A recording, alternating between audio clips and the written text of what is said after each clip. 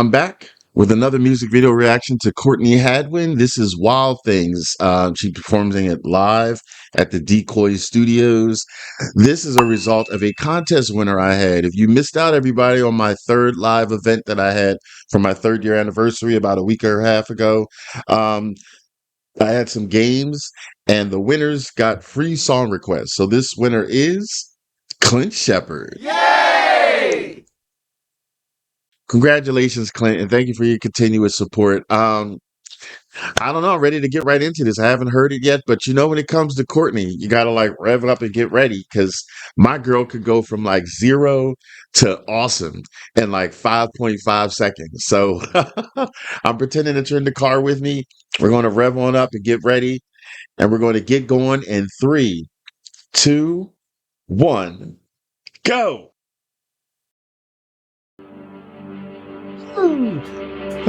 We were walking, and that's the way it felt. The only thing that mattered was us and no one else. Wild things, we finally discovered we couldn't save each other, and I had to save myself.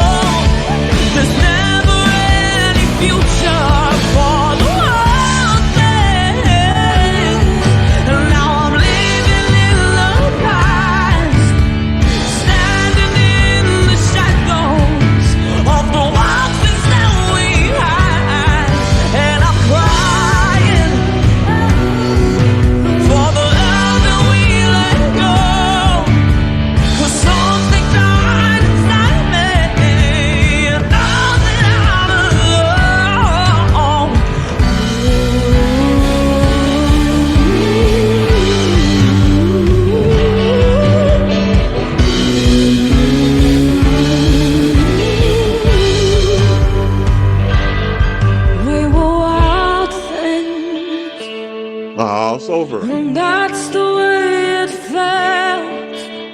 The only thing that mattered was us and no one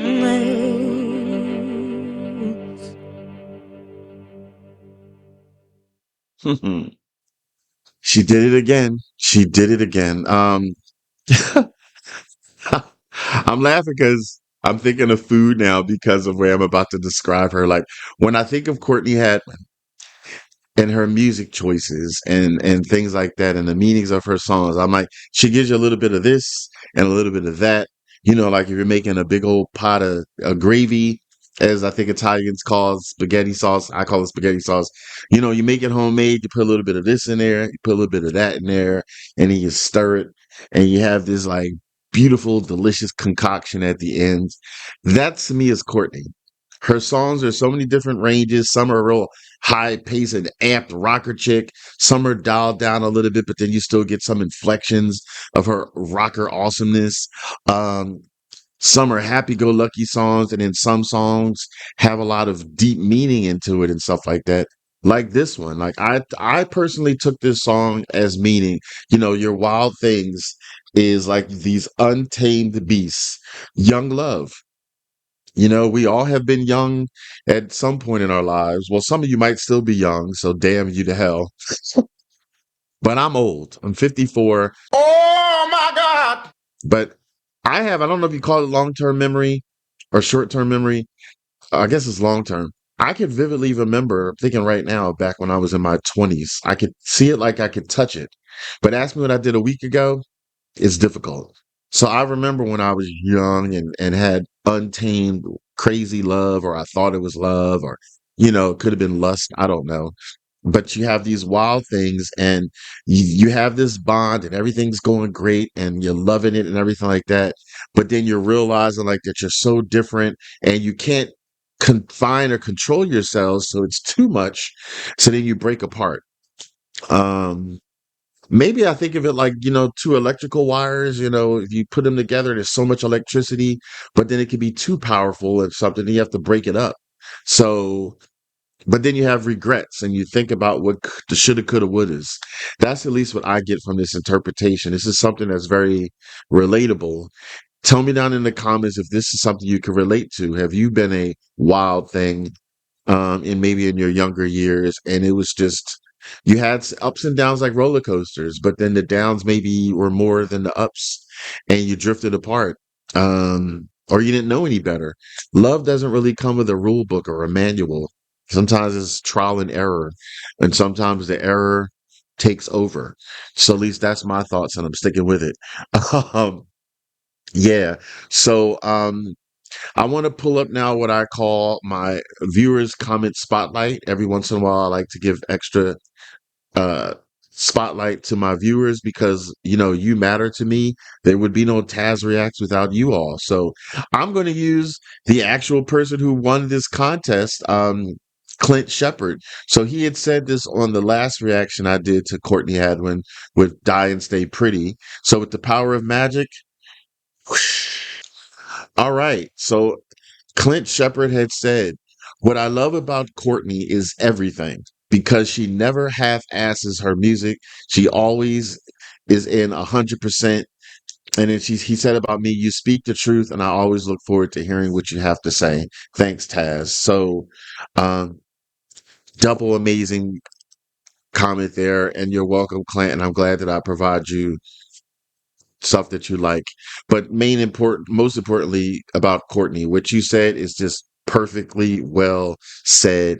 And that's what all of us should want about any type of musician or musical artist is for them to give us their full, their all, their 100%. And she does that.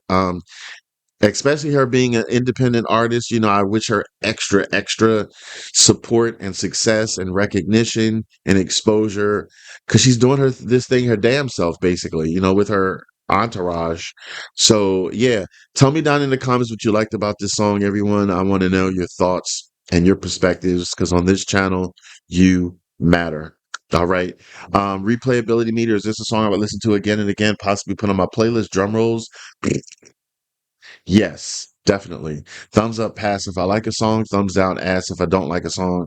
Thumbs up. Let's stop playing. Shout out to her band also as well. I liked it when the girl, I don't know their names, she sang like background and it gave layers. Whenever you hear background vocals, it adds like a layer, an extra depth to it all, and to the rest of the musicians doing their thing. So yeah, if you want to see the reaction I did to Die and Stay Pretty, I want you to check out over there.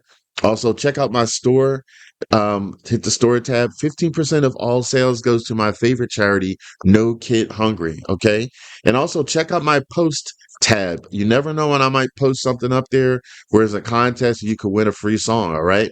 Take it easy and keep it breezy.